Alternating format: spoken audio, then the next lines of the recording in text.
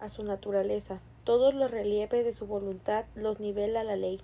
De ser así como los desigualdades salientes de los Andes y de los Himalaya son significantes en la superficie terrestre. La manera de juzgar a otros es indiferente y se importa. Importa poco, el carácter es como un acróstico o una estrofa alejandrina.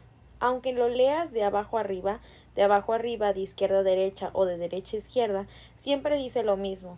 En esta retirada y apacible vida de los bosques que Dios me concede, quiero consignar sinceramente día por día mi pensamiento sin mirar en el pasado ni en lo porvenir, y estoy seguro de que será siempre igual, aunque yo no lo advierta ni lo haga adrede. Mi libro debería evocar perfumes de pinos y zumbidos de abejas, la hilacha o la brizna de paja que la golondrina lleva en su pico, deposita en el nido construido en el alero de mi ventana. También deberían tejer la trama de mi libro. Se nos toma por lo que somos, nuestro carácter se exalta a pesar nuestro. Imaginamos que no manifestamos nuestras virtudes o vicios más que por nuestras acciones conocidas, ostensibles, pero no nos damos cuenta de que la virtud y el vicio tienen un aliento que les es propio y que nos dejan de manifestarse ni un instante. Existirá una conexión entre nuestras acciones más disparatadas o más opuestas. Si en cada momento, actuando de manera natural y honesta, por desemejantes que parezca, nuestras acciones serán armoniosas, pues parten de una sola voluntad. A corta distancia, a cierta altura de pensamiento, se pierde de vista esas divergencias. Una sola tendencia las que une, aunque el viaje de la vida es una línea de zigzag, que vista a distancia se reduce a una línea media. Nuestra acción espontánea y natural explicará por sí misma y explicará nuestras demás acciones espontáneas. Nuestra conformidad nada explica, procede con sencillez y tu simplicidad te justificará. Todo lo que es grande requiere de un plan futuro. Si hoy demuestras firmeza en practicar el bien y desafías la opinión de los demás haciéndolo, ésta acudirá en defensa tuya. Pero ocurra lo que ocurra y pase lo que tenga que pasar, no importa, ejerce el bien de cada instante. Desdeña las apariencias, siempre es posible. La fuerza de carácter es fuerza acumulada. Todos los momentos virtuosos de nuestro pasado aportan su energía al momento presente. A los héroes de los campos de batalla o del Senado, que les aporta al presente del pasado. No es otra cosa que la conciencia de un legado de grandes días y de muchas victorias. Esas victorias proyectan sobre ellos una luz parecida a la que ilumina desde lo alto al actor en medio de la escena. Lo rodea una visible corte de ángeles. Esa conciencia y ese poder son los que dieron resonantes tonos a la voz de Chapman, dignidad a Washington, y los que pusieron a América entera en los ojos de J.Q. Adams. Todos veneraremos el honor porque no es nada hemífero, sino una virtud antigua e impercedera que admiramos hoy porque no es de hoy. La acogemos y la rendimos homenaje porque es digna de nuestra admiración, porque no depende ni deriva más de que sí misma y porque florece inclusive en los jóvenes. Espero que en nuestros días no se hable más de esta supuesta virtud de la conformidad. Confío en que de hoy en adelante el significado de tal palabra sea recubierto de un tinte de ridiculez. En vez de enfocarnos en la campana que anuncia la llegada de la comida o en el estruendo del gong japonés, Busquemos voces que nos transmitan valor. No hagamos tantos cumplidos ni gastemos tantas excusas si un hombre come a mi mesa. No deseo ser yo quien me esfuerce en agradarle, sino en que aspiro a que él sea quien desee agradarme a mí. En esta circunstancia yo represento a la humanidad y si quiero representar la bondad de ella, quiero que la sinceridad y la verdad estén así mismos representadas. Reprendamos y afrontemos la mediocridad almibarada, ese vulgar optimismo de la época. Protestemos ante la rutina, el Estado, el comercio. Deducamos de la historia que un gran pensador, un gran actor, un hombre sincero, completo, no pertenece a una época ni a un lugar determinado, diferente o distinto de aquel donde él se halla. Allí donde él se encuentra, allí mismo se encuentra el centro de su vida. Donde está él, está su naturaleza. Desde allí mide a todos los hombres y todos los sucesos. Por lo general, las gentes que encontremos por el mundo nos recuerdan a otras gentes. El verdadero carácter, el hombre real, nos representa a una persona específica. Representa toda la creación. Es preciso que el hombre se arme de tanto valor que lleguen a serle indiferentes las circunstancias en que se encuentre. Cada hombre verdadero es una causa, un país, una época. Son necesarios mucho tiempo y mucho espacio y muchos hombres para que sus designios se vean plenamente cumplidos. Y la posterioridad, como un séquito de clientes, parece marchar tras sus pasos. Nació César, y por siglos enteros tuvimos un imperio romano. Nació Jesucristo, y millones de espíritus se adhirieron a esta espiritualidad. Una causa es la sombra prolongada de un hombre.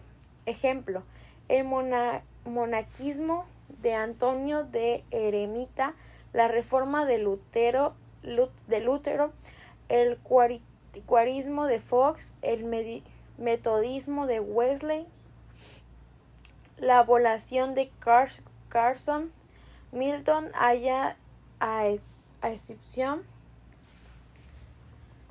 cumbre de Roma, y toda la historia se resume fácilmente en la biografía de algunas personalidades destacan e imperserentes.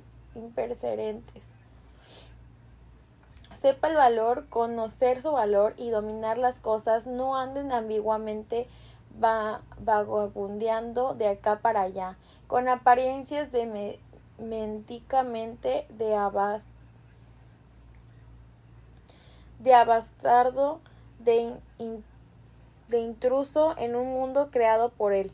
Pero el hombre de la calle que no siente dentro de sí mismo la fuerza correspondiente a la que edificó esa torre o esculpió esa estatua de mármol, se siente pobre ante su contemplación. Para él un palacio, una estatua o un libro precioso tienen un aspecto extraño, como si algo hubiese de vedarle, como ese tren suntuoso que al pasar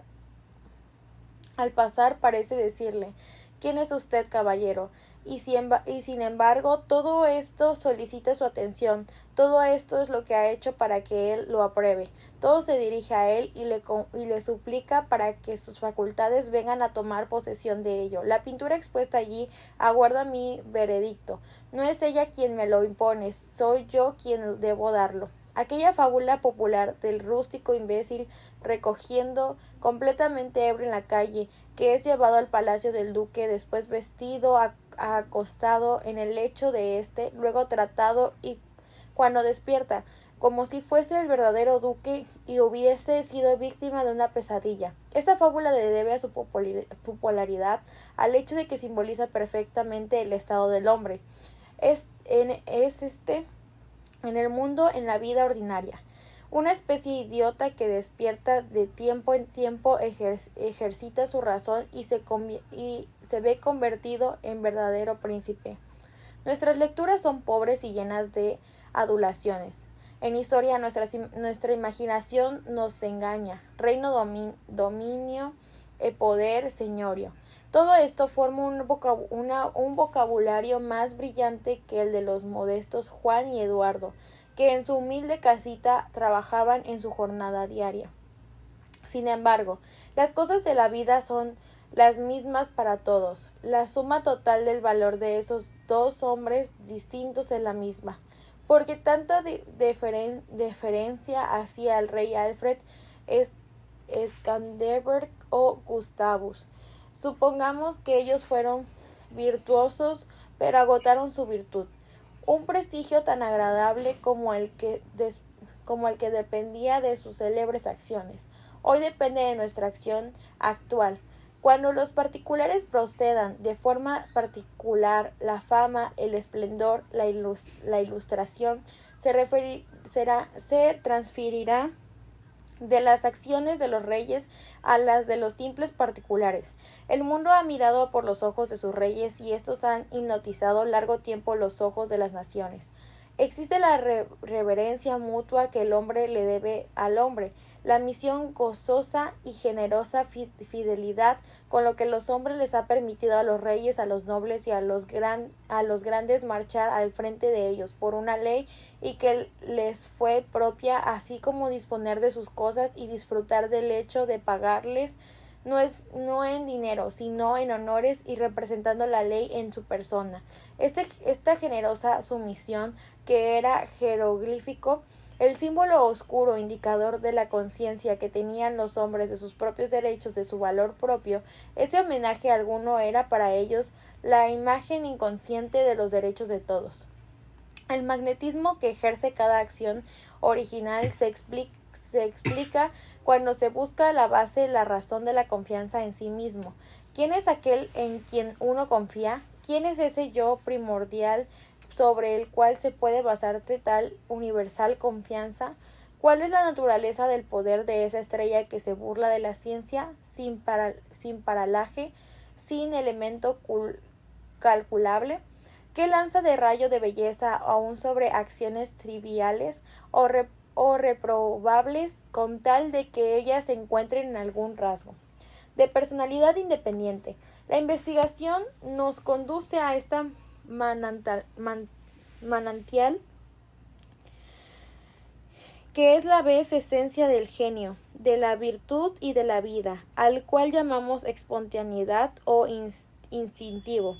A esa sabiduría primitiva lo llamamos intuición, mientras que otro cuando decidimos y aprendemos no es nada más que una tuición. En esta fuerza profunda de donde todas las cosas encuentran su común origen, pues el sentimiento de la vida, de la existencia, o que se elevan en el espíritu en las horas de apacible calma, sin saber cómo nos es diferente del espacio, de la luz y del tiempo. El hombre procede manifiestamente de aquel mismo manantial de donde también toma su origen la vida. Compartimos primero la vida por la cual las cosas existen, luego encontramos esas cosas en la naturaleza. He aquí la fuente, el origen de la acción y del pensamiento. Los pulmones cuya aspiración de la sabiduría al hombre, el manantial que no se puede negar, impiedad, ateísmo. Descansamos en el seno de una vasta existencia que nos hace receptores de su actividad y órganos de su verdad. Cuando discernimos la justicia y la verdad, nada hacemos por nosotros mismos. Damos paso al rayo de esa inteligencia si indagamos de dónde proviene eso. Si queremos espiar el alma causa, se engañan todas nuestras filosofías. Su presencia su ausencia es todo lo que puede afirmarse. A cada cual le es posible distinguir los actos voluntarios de su espíritu. de sus percepciones involuntarias, y saber que puede concederles entera fe, se equivocará o no en la expresión o en la interpretación de esas percepciones, pero sabe que es así, que no se las puede discutir como no se discuten la noche y el día. Mis acciones, mis adquisiciones voluntarias no son más que las holganacerías, ensayos errabundos, mientras que el más ligero desvarío, la menor emoción natural, solicita mi curiosidad y mi respeto. Los atoladrados contradicen lo mismo el inconforme o la exposición de una percepción que el de una opinión cualquiera. Lo mismo digo, y tal vez más aún, pues no distinguen entre una percepción y una noción. Creen que elijo en vista de tal o cual cosa, pero la percepción no es caprichosa, es fatal. Si observo un hecho, mis hijos lo observan desde que yo y toda la humanidad lo ven seguida,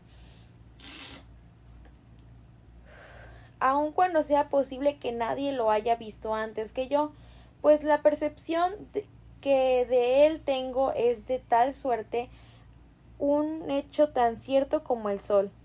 Las relaciones del alma con este espíritu divino son tan puras que la profana al intentar interpretarlas. ¿Esto acaso provenga de que cuando Dios habla nos persuadimos de que debería comunicar no una cosa, sino todas las cosas? ¿Habría de llenar el mundo con su voz, que por medio de un solo pensamiento debería esparcir la luz sobre la naturaleza? El tiempo, las almas que podría con una palabra crear de nuevo y recomenzarlo todo, cuando el espíritu es sencillo y recibe esta sabiduría, las cosas del pasado pierden su valor. Medios, enseñanzas, textos, templos, todo cae. Vive hoy y absorbe el pasado y el porvenir. En la hora presente todo lo que se refiere a semejante concepción, sea como fuerte, se vuelve sagrado. Todas las cosas sufren disolución completa por su causa, y el milagro universal, los milagros particulares y minúsculos desaparecen. Si un hombre que dice conocer a Dios y habla de él te transporta hacia atrás, hacia la vieja fraseología de una nación antigua de otro país, no le creas. Vale más lo bellota que la enzima en todo su desarrollo. El padre vale más que el hijo, a quien transmitió su ser en plena madurez, a que entonces esa adoración del pasado, los siglos conspiran contra la santidad y la autoridad del alma. El tiempo y el espacio no son más que colores filosóficos creados por la vista, pero el alma es la luz donde ella está, es día claro donde no oscura noche, y la historia no es sino injuria e impertinencia. Si pretende ser más que un agradable apólogo o una parábola de lo que soy y de lo que seré.